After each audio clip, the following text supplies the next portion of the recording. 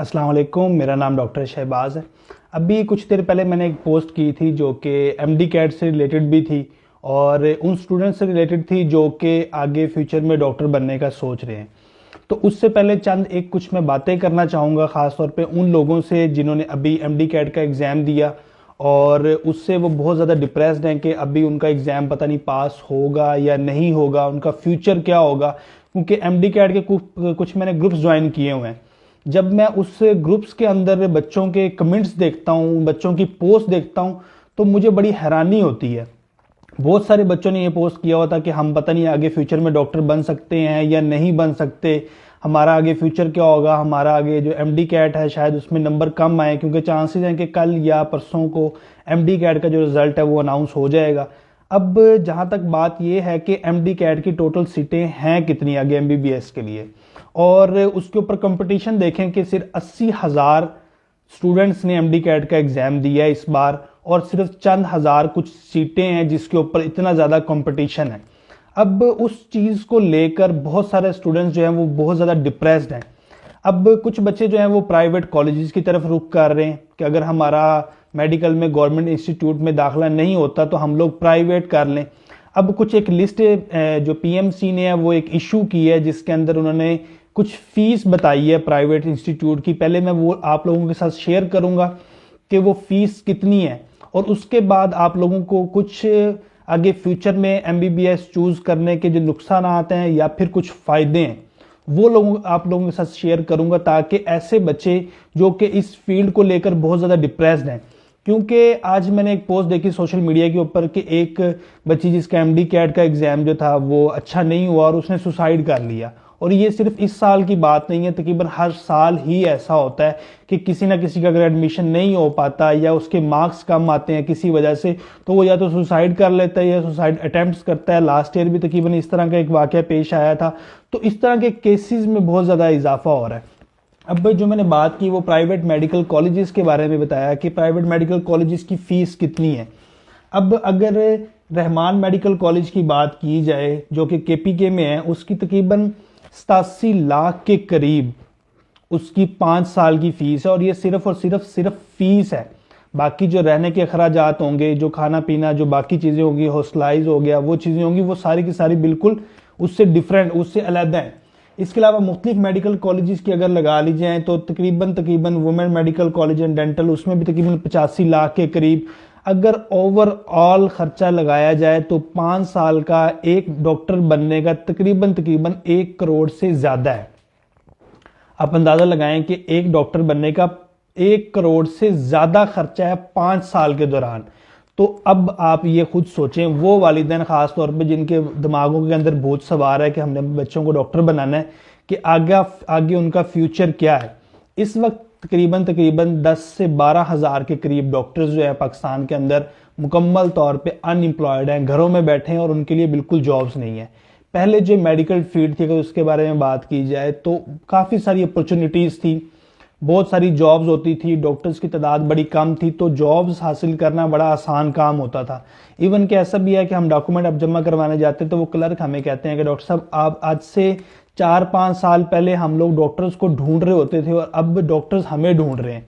आप अंदाज़ा लगा लें इस चीज़ से कि 4-5 साल पहले और अब के अंदर कितना ज़्यादा गैप आ गया। अभी वो बच्चे जो आज एडमिशन लेंगे, फॉर एग्जांपल अगर आप प्राइवेट में एडमिशन ले भी लेते हो, आपकी फैमिली इतनी ज़्यादा अफोर्डिंग है, अगर वो आज एडमिशन लेते हैं तो आज से 5 साल के बाद उनकी क्या कंडीशन होगी, कि वो किस स्टेज पे होंगे।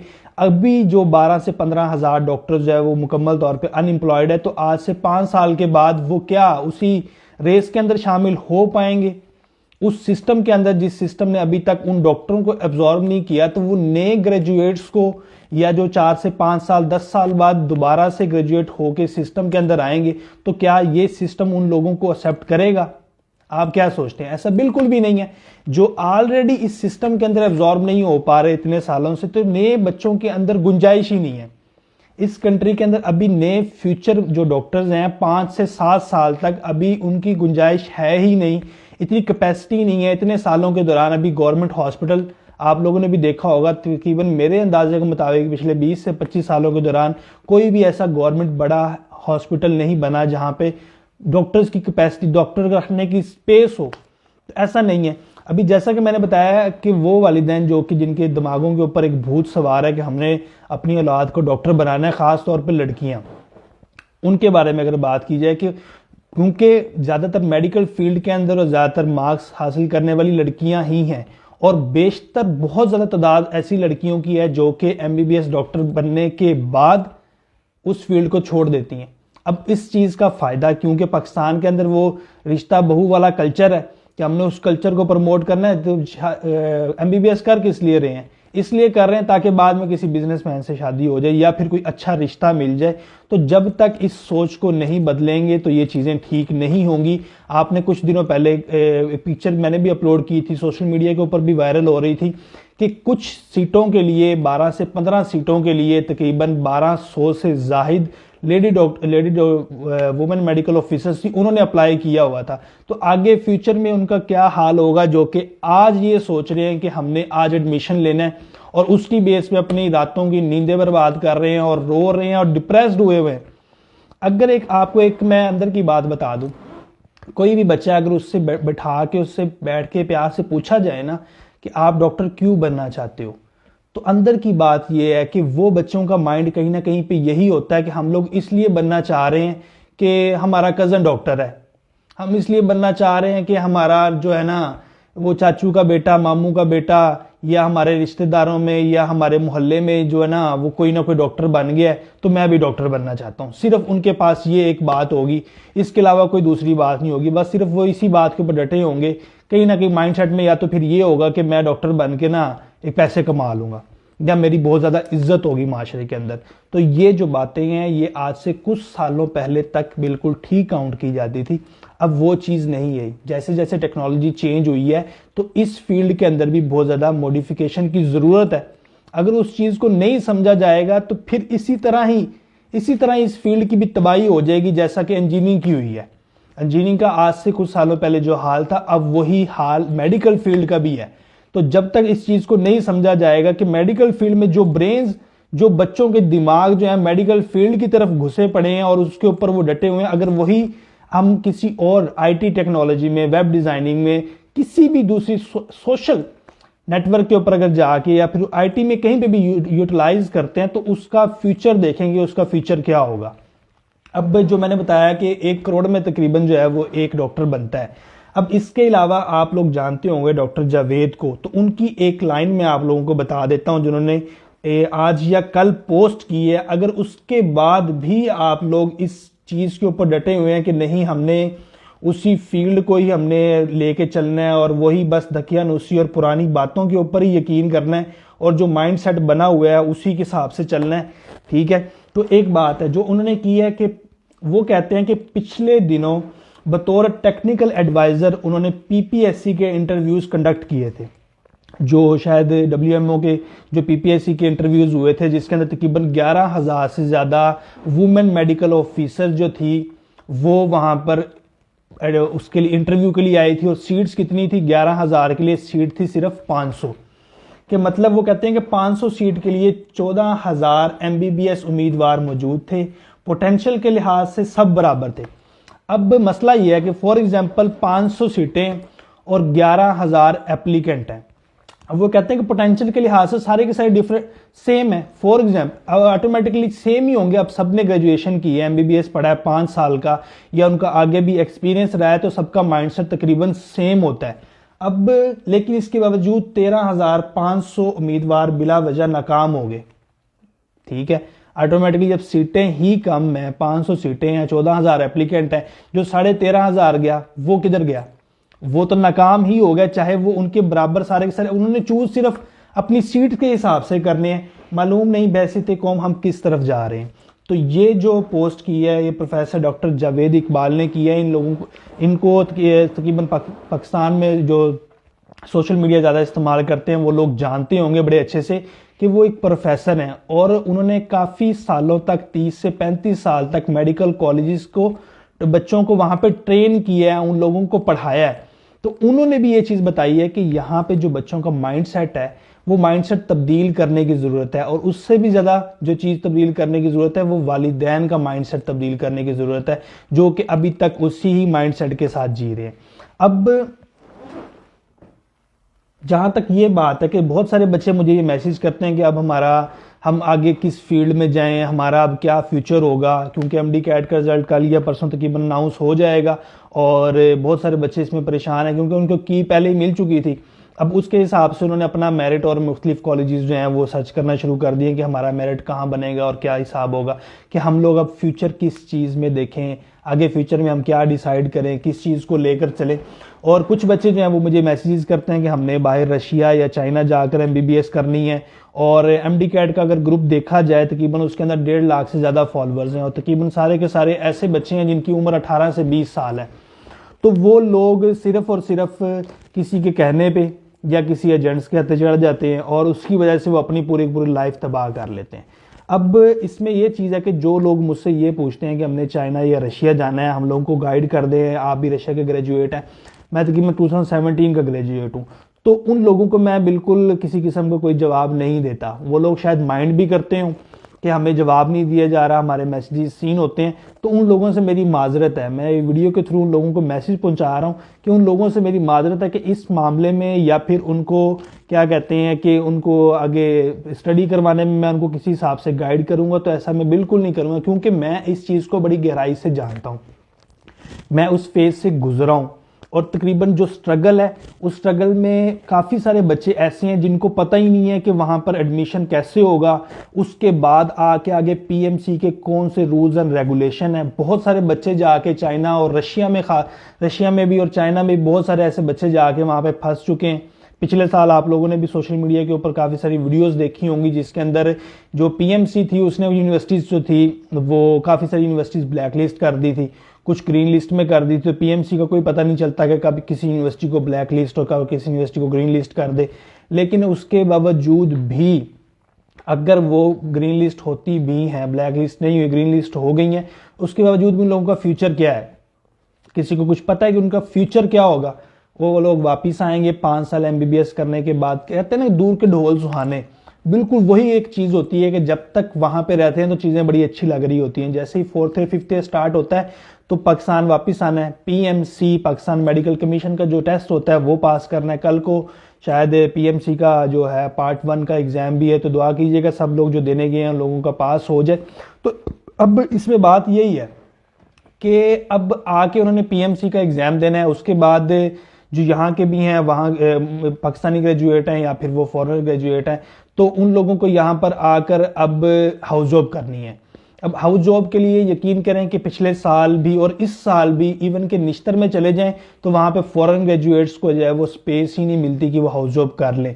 उन लोगों को वहाँ पर एहतजाज करना पड़ता है हर साल अपने राइट्स के लिए कि हमें अनपेड हाउस जॉब दे दें, 1 साल वो भी बगैर पैसों के, उनको वो तक नहीं मिल रही होती। और अगर किसी भी बड़े सर्विसेज में चले जाएं, म्यू गंगाराम में चले जाएं, तो अनपेड हाउस जॉब के लिए इवन के क्लर्कों को पैसे देने पड़ते हैं और धक्के खा खा कर 1 साल की अनपेड हाउस जॉब मिलती है अल्लाह अल्लाह करके। अगर वो मिल जाती है तो उसके बाद फिर एक नई स्ट्रगल स्टार्ट हो जाती है। दिखने वालों को तो बड़ा महसूस हो रहा होता है कि वाह जी वाह, कि हाउस जॉब हो गई है जी, ट्रेनिंग स्टार्ट हो गई है, उसके बाद क्या हो जाएगा, उसके बाद क्या होगा। 1 साल हाउस जॉब होगी, जिंदगी के तकरीबन 5 साल वो, और पीएमसी को पास करने के बाद सारी चीजें करके 8 साल का अरसा और इतना ज्यादा पैसा खर्च करने के बाद आगे फ्यूचर में क्या है, जो मैंने पहले बात बताई कि 8,500 जो एप्लीकेंट हैं और 1000 सीटें हैं। वो तो पीपीएससी की बात है ना, नॉर्मल अगर चले जाए एडहॉक पे जो कि 1 साल का कंट्रैक्ट होता है, 1 साल के कंट्रैक्ट की बात की जाए तो उसके अंदर क्या हालात हैं कि 12 सीटें हैं और 2000-3000 एप्लीकेंट हैं।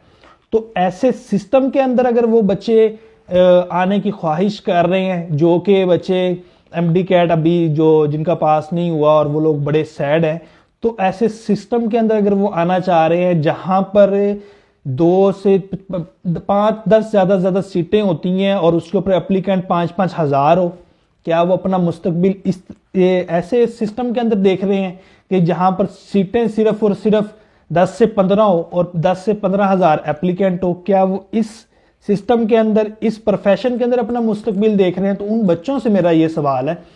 इसके अलावा अगर वो मेडिकल में नहीं आते, इसके अलावा बीएस जो है वो 4 साल के प्रोग्राम्स होते हैं, बीएस रेडियोलॉजी हो जाए, चाहे वो बीएस जो बॉटनी होता है, जोलॉजी हो जाए, एमफिल की तरफ चले जाएं, पीएचडी की तरफ चले जाएं, लेकिन जो माइंड सेट है ना, सबसे पहले उसको तब्दील करने की ज़रूरत है। ख़ास तौर पे वालिदैन का और बच्चों का, के नाम के साथ हमने डॉक्टर का टैग लगवाना है। ये जो टैग है ना, ये आपको तकरीबन 10 से 12 साल और 1 करोड़ से 1.5 करोड़ का पड़ेगा।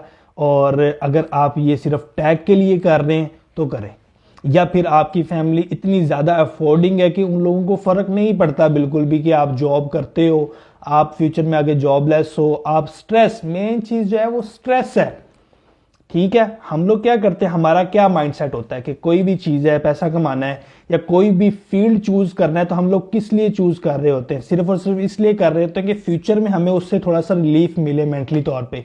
लेकिन जहां तक मेंटली तौर पे रिलीफ की बात है, जहां पे मेंटली तौर पे सुकून की बात है, तो अगर आप ये सोच रहे हैं कि इस फील्ड को चूज करने के बाद एमबीबीएस के 5 साल गुजारने के बाद आगे मजे मजे हैं, ये तो बिल्कुल ऐसे ही हो जाएगा जैसे 5th क्लास में या 8th क्लास में सर हमें कहते थे कि 5वीं पास कर लो, उसके बाद फिर मजे ही मजे हैं, या 8th क्लास पास कर लो, मैट्रिक कर लो, एफएससी कर लो, उसके बाद फिर आपने मजे मजे करना है। ये बिल्कुल बात ऐसी ही हो जाएगी कि 5 साल एमबीबीएस कर लो और उसके बाद फिर मजे मजे। तो ऐसा बिल्कुल भी नहीं है। इस फील्ड के अंदर जितना स्ट्रेस है, इतना स्ट्रेस शायद किसी दूसरी फील्ड में बिल्कुल ना हो। जहां तक दूसरी फील्ड्स की बात है, अगर मैं आप लोगों को बताता हूँ आईटी से मुतल्लिक, फॉर एग्जांपल आगे जो फ्यूचर है, इवन के जो मेडिकल है वो भी बिल्कुल जो है ना, उसमें ट्रांसफॉर्मेशन आ रही है, उसमें बिल्कुल तब्दीलियां आ रही हैं और वो भी चेंज होकर डिजिटलाइज हो जाएगा टोटल ओवरऑल सिस्टम। जैसा कि आप अभी यूज करते होंगे मुख्तलिफ किस्म की एप्लीकेशन ऑनलाइन, जहाँ पे ऑनलाइन अपॉइंटमेंट बुक की जाती है डॉक्टर के साथ, ऑनलाइन उनसे मेडिकल कंसल्टेशन की जाती है। तो आगे फ्यूचर जो है वो भी बिल्कुल ऐसा ही हो जाएगा आज से 4-5 साल के बाद, कि ऑटोमेटिकली ये जो फील्ड है ये भी ऑनलाइन कन्वर्ट हो जाएगी और फिजिकल जो है ना वो चीज़ें काफ़ी कम हो जाएंगी जैसे जैसे डिजिटलाइजेशन जो है वो प्रमोट हो रही है। तो वो बच्चे खास तौर पे जो कि एमडी कैट की वजह से बहुत ज़्यादा डिप्रेस्ड हैं, उन लोगों का टेस्ट जो है कल परसों या उन्होंने की के ज़रिए चेक कर लिया, उन लोगों का मेरिट नहीं बन रहा, तो इस चीज़ में डिप्रेस होने की बिल्कुल भी ज़रूरत नहीं है। अल्लाह ताला रास्ते बनाता है। ठीक है, जो चीज़ आपकी नज़र में कभी कभी बेहतर होती है वो आपके लिए बेहतर नहीं होती है असल में। और जो आपको ये महसूस हो रहा होता है कि शायद मैं डॉक्टर नहीं बना या फिर मेरे साथ ये टैग नहीं लगा तो शायद पता नहीं क्या हो जाएगा, ये सिर्फ और सिर्फ आपके माइंड सेट की गेम है। कुछ देर बैठकर, एक बार बैठकर सोचना है, कुछ थोड़ा सा पॉज लेना है लाइफ में पॉज बड़ा ज़रूरी होता है। कभी कभार हम फजूल बैठे होते हैं और लोगों को हम फजूल बैठे हुए बड़े चुभ रहे होते हैं कि हम फजूल क्यों बैठे हैं। ठीक है, लेकिन कभी कभार लाइफ में थोड़ा सा फजूल रह के, थोड़ा सा माइंड सेट को थोड़ा सा रिलैक्स करके, अगर आपको थोड़ा सा फजूल रहने में ही सुकून मिल रहा है तो इससे अच्छी और क्या बात हो सकती है कि सब कुछ भी तो सुकून के लिए कर रहे हैं ना। अगर थोड़ा सा आपको फजूल रह के या थोड़ा सा आपको टाइम फ्री रहकर आपको दिमाग का सुकून मिल रहा है तो इससे अच्छी और क्या बात है। तो मेंटली तौर पे कभी कभार अपने आप को थोड़ा सा रिलैक्स करें, उसके बाद आपने चीज़ों को सोचना है कि हम आगे फ्यूचर में ये किस वजह से कर रहे हैं। क्या हमारा पैशन जो है, हमें सिर्फ इंसानियत की खिदमत करना हमारा पैशन है? क्या फाइनेंशियली तौर पे स्ट्रॉन्ग होना या फाइनेंशियली तौर पे चीज़ों को हैंडल करना या आगे जो चीज़ें जैसे जैसे महंगाई बढ़ रही है उन चीज़ों को हैंडल करना हमारा मकसद नहीं है। हमारा मकसद सिर्फ और सिर्फ ह्यूमैनिटी को सर्व करना है। तो हाँ, फिर लाजमी चूज करें इस फील्ड को। अगर आपकी फैमिली इतनी ज़्यादा सपोर्टिंग है या आपको किसी गवर्नमेंट इदारे में एडमिशन हो गया है, ठीक है, मेरिट के ऊपर, तो हाँ लाजमी इस फील्ड को चूज करें, कोई मसला नहीं है। अगर आप ये कहते हैं कि आपके जो बड़े हैं, जो आपकी फैमिली में पहले ही डॉक्टर हैं और आप बड़े सिस्टम में बड़ी आसानी से अब्जॉर्ब हो सकते हैं, तो फिर हाँ लाजमी इस फील्ड को चूज करें। तो ये कुछ कंडीशंस हैं जिस कंडीशन की बिना पर आप फील्ड को चूज कर सकते हैं। अगर इसमें से कंडीशन कोई भी आपके पास नहीं है तो इस फील्ड में आना बेवकूफ़ी है। एज ए डॉक्टर मैं आपको रिकमेंड कर रहा हूं कि इस फील्ड में आना बिल्कुल बेवकूफ़ी है, क्योंकि आगे जो फ्यूचर है वो इस चीज़ का फ्यूचर नहीं है। और आगे जो हॉस्पिटल्स हैं अगले कुछ सालों तक तो नज़र नहीं आ रहा कि कुछ हॉस्पिटल मज़ीद बनेंगे। ख़ास तौर पे जो ट्रेनिंग प्रोग्राम्स हैं जो FCPS के प्रोग्राम्स हैं, MDMS के प्रोग्राम हैं, उसके अंदर भी अगर आप देखेंगे तो किसी किस्म की स्पेस की अभी कोई ज़रूरत नहीं है कुछ सालों तक।